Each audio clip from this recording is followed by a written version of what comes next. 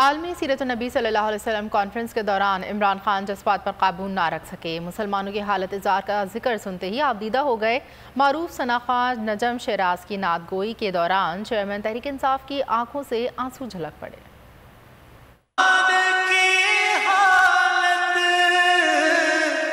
मुसलमान की हालत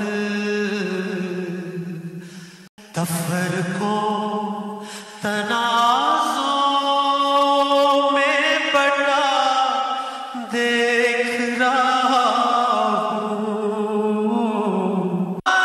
की हालत मुसलमान की हालत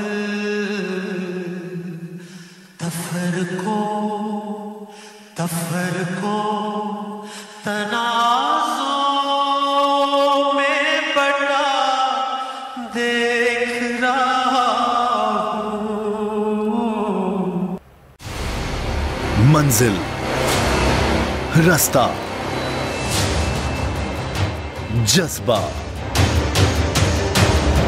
भयानक सच्चाई से हटाए पर्दे और तोड़ डाली झूठ की बेड़ियां। सलाखों से डरना कैसा जब चट्टानों ने पाला हो। इमरान खान बोल के साथ जुम्मे से इतवार रात 10 बजे सिर्फ बोल न्यूज पर।